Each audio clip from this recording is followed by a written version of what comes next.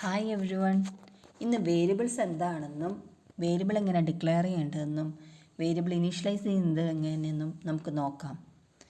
Memory ലൊക്കേഷന് നൽകുന്ന പേരാണ് variables. Data store ചെയ്യുന്നതിനും റിട്രൈവ് ചെയ്യുന്നതിനും വേരിയബിൾസ് യൂസ് ചെയ്യുന്നു. ഓരോ ഡാറ്റ ടൈപ്പും അലോക്കേറ്റ് ചെയ്യുന്ന മെമ്മറിയും റേഞ്ചും വ്യത്യസ്തമായിരിക്കും. ഒരു വേരിയബിളിൽ സ്റ്റോർ ചെയ്യുന്ന ഡാറ്റയുടെ സൈസും നേച്ചറും അതിൻ്റെ ഡാറ്റ ടൈപ്പിനെ ആശ്രയിച്ചിരിക്കും. ഒരു പ്രോഗ്രാമിൽ വേരിയബിൾ യൂസ് ചെയ്യുന്നതിന് മുൻപ് ഡിക്ലെയർ ചെയ്യണം. ഡിക്ലെയർ ചെയ്യുമ്പോൾ ഡാറ്റ ടൈപ്പും വേരിയബിൾ നെയിമും ആണ് നൽകുന്നത്.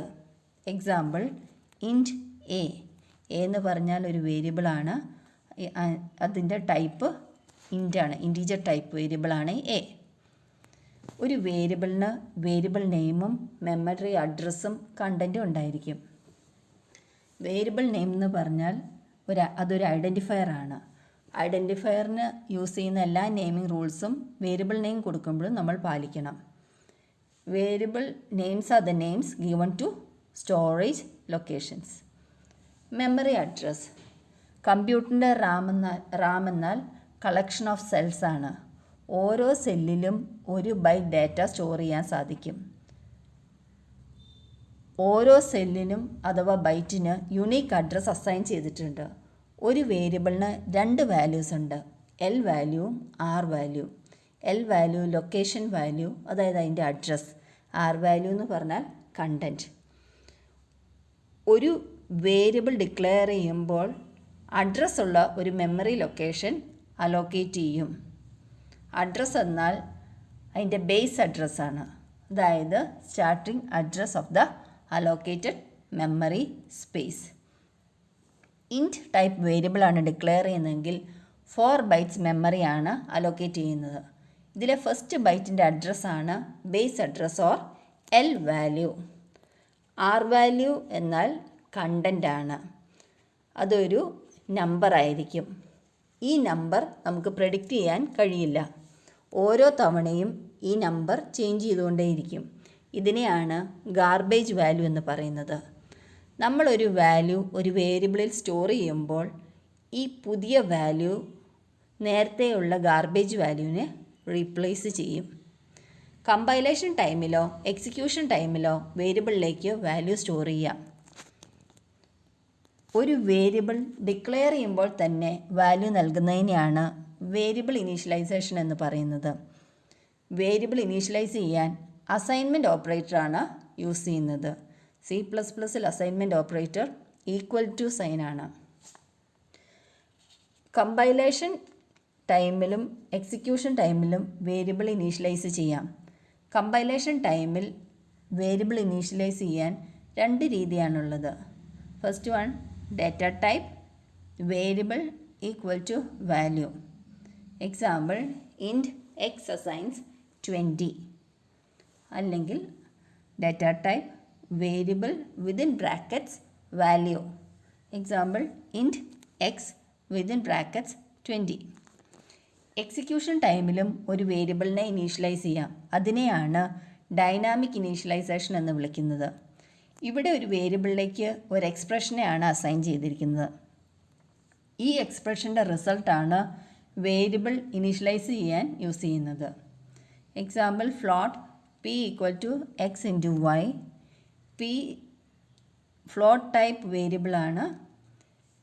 എക്സിൻ്റെയും വൈയുടെയും പ്രോഡക്റ്റ് ആണ് പിയിൽ സ്റ്റോർ ചെയ്യുക. ഇവിടെ ഇൻറ്റുവിന് സ്റ്റാർ സിമ്പൽ അല്ലെങ്കിൽ ആസ്റ്ററിസ്ക് ആണ് CPPയിൽ യൂസ് ചെയ്യുക. നമുക്കൊരു പ്രോഗ്രാം നോക്കാം.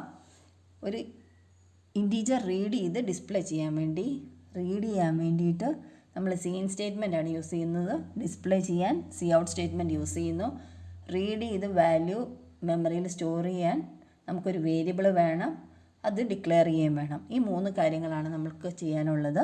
അപ്പോൾ ആദ്യം hash include statement. Hash include IOStream. Head of IOStream IOStreamൻ്റെ കണ്ടൻറ്റ്സ് നമ്മുടെ പ്രോഗ്രാമിലേക്ക് കോപ്പി ചെയ്യാൻ hash include statement. Using name space STD name സ്പേസിൽ ഡിഫൈൻ ചെയ്തിരിക്കുന്ന CIN Cout ഒക്കെ നമ്മുടെ പ്രോഗ്രാമിൽ യൂസ് ചെയ്യാൻ യൂസിങ് സ്റ്റേറ്റ്മെൻറ്റ് എഴുതുന്നു. ഇൻറ്റ് മെയിൻ ഫംഗ്ഷൻ എല്ലാ C++ പ്രോഗ്രാമിലും മെയിൻ ഫംഗ്ഷൻ നിർബന്ധമാണ്. റിട്ടേൺ ചെയ്യുന്ന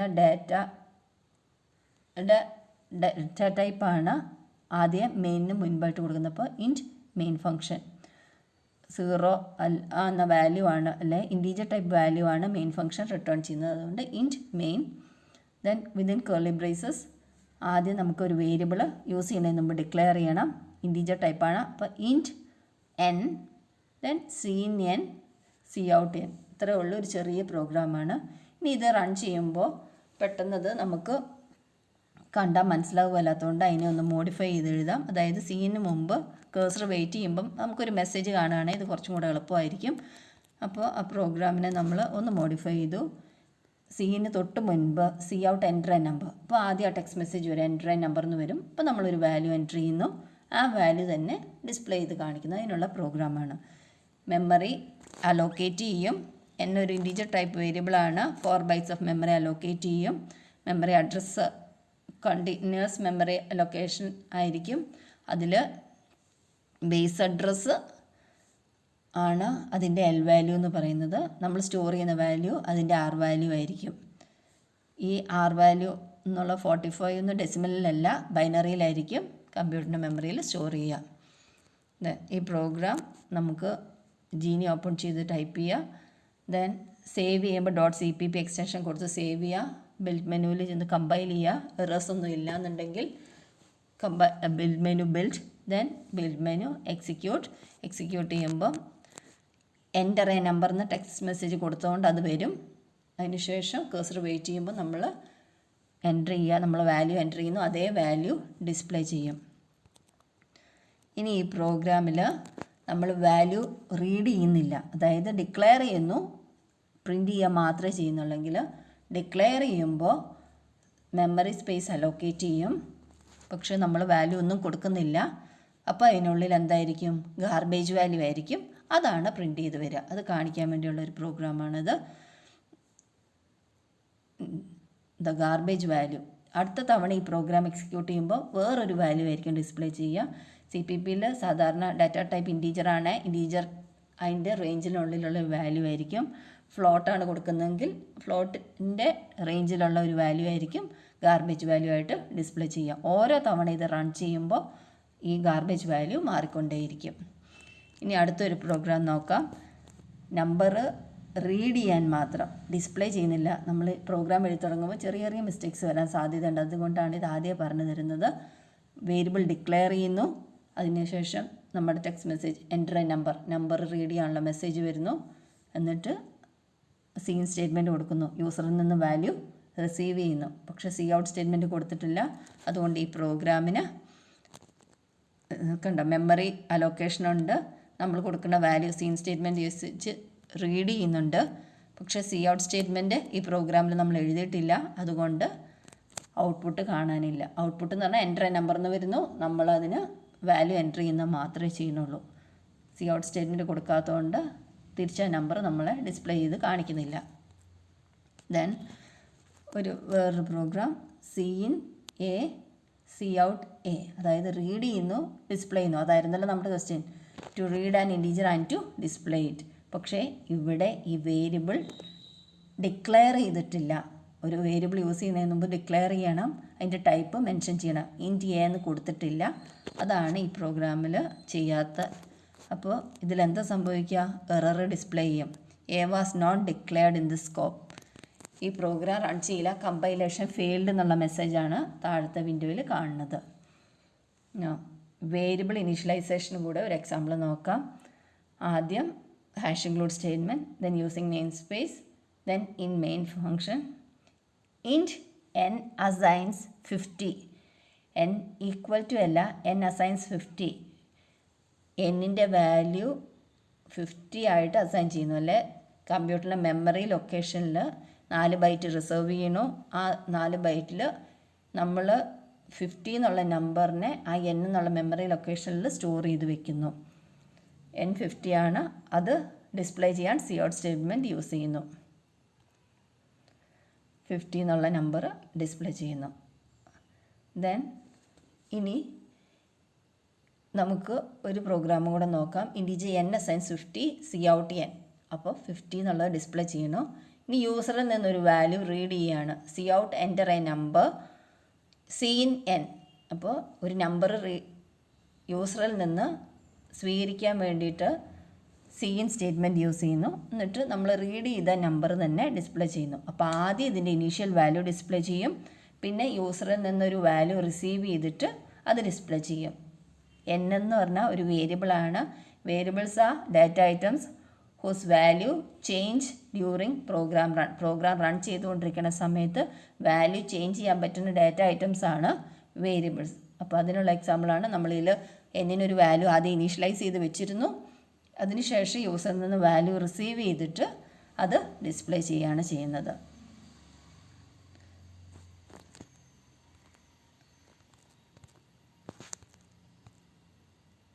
അപ്പോൾ ഇതാ 50 എന്ന് പറഞ്ഞാൽ ഇനീഷ്യലൈസ് ചെയ്ത വാല്യൂ.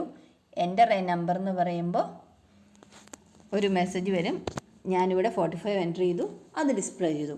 പക്ഷേ ഈ ഔട്ട്പുട്ട് നോക്കൂ, വെറുതെ ഒരു 50 പിന്നെ എൻ്റർ എ നമ്പർ 45 എല്ലാം അടുപ്പിച്ച് എഴുതിയിരിക്കുന്നു. ഈ 50 എന്താണെന്ന് നമുക്കറിയില്ല. അപ്പോൾ ഈ പ്രോഗ്രാമിനെ ഒന്നും കൂടെ നമുക്ക് മോഡിഫൈ ചെയ്ത ആവശ്യമുള്ള ടെക്സ്റ്റ് മെസ്സേജൊക്കെ കൊടുത്തിട്ട് എഴുതാം. Integer int n assigns 50 C out initial value of n is. അങ്ങനെ ഒരു മെസ്സേജ് വരാനാണ്. Initial value of n is എന്ന് മെസ്സേജ് ആദ്യം വരണം, എന്നിട്ട് ആ എന്നിൻ്റെ വാല്യൂ വരണം. അപ്പോൾ double quotes text message double കോഡ്സിനുള്ളിൽ കൊടുത്തു. അതുപോലെ തന്നെ ഇച്ചിരി ടാബ് സ്പേസ് വിടാൻ വേണ്ടിയിട്ട് \t കൂടെ കൊടുത്തു. ഡബിൾ കോഡ്സിനുള്ളിൽ \t. ദെൻ ഓപ്പറേറ്റർ യൂസ് ചെയ്തു. n എന്നുള്ള വേരിയബിളിൻ്റെ വാല്യൂ ആണ് ഡിസ്പ്ലേ ചെയ്യേണ്ടത്. അതുകൊണ്ട് n ഡബിൾ കോഡ്സിനുള്ളിലല്ല കൊടുത്തത്. ഡബിൾ കോഡ്സിനുള്ളിൽ കൊടുത്താൽ n എന്ന് തന്നെയാണ് വരിക. ഡബിൾ കോഡ്സ് ഇല്ലാതെ വെറുതെ വേരിയബിൾ n കൊടുത്തു. വീണ്ടും ഓപ്പറേറ്റർ യൂസ് ചെയ്തു. പുതിയ ലൈനിലേക്ക് വരാൻ \n. അതിനുശേഷം C out enter a number, യൂസറിൽ നിന്ന് വാല്യൂ റീഡ് ചെയ്യുന്നതിന് മുമ്പ് എൻ്റർ എ നമ്പർ എന്നൊരു ടെക്സ്റ്റ് മെസ്സേജ്, അതിനും \t കൊടുത്തു ടാബ് സ്പേസ് വിടാനായിട്ട്. ദെൻ സി ഇൻ n, ഒരു നമ്പർ റീഡ് ചെയ്യാൻ. Again C out the new value of n is, പുതിയ വാല്യൂ എന്ന് പറഞ്ഞിട്ട് n ഡിസ്പ്ലേ ചെയ്യാം. അപ്പോൾ \t ടാബ് സ്പേസിന് വേണ്ടിയുള്ള എസ്കേപ്പ് സീക്വൻസ് ആണ്.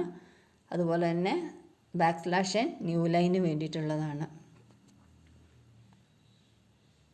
ഈ പ്രോഗ്രാമിൽ കണ്ട C out initial value of n S, വീണ്ടും ഓപ്പറേറ്റർ n, വീണ്ടും ഓപ്പറേറ്റർ /n.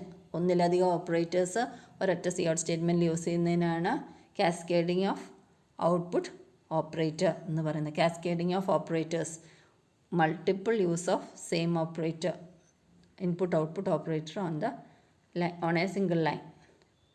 ഇതിൻ്റെ ഔട്ട്പുട്ട് കണ്ടോ, നമുക്ക് വായിക്കാൻ പറ്റുന്ന രീതിയിൽ, മനസ്സിലാകുന്ന രീതിയിൽ ഔട്ട്പുട്ട് ജനറേറ്റ് ചെയ്യാൻ വേണ്ടിയിട്ടാണ് ടെക്സ്റ്റ് മെസ്സേജും അതുപോലെ തന്നെ \t-യും \n ഒക്കെ യൂസ് ചെയ്തത്.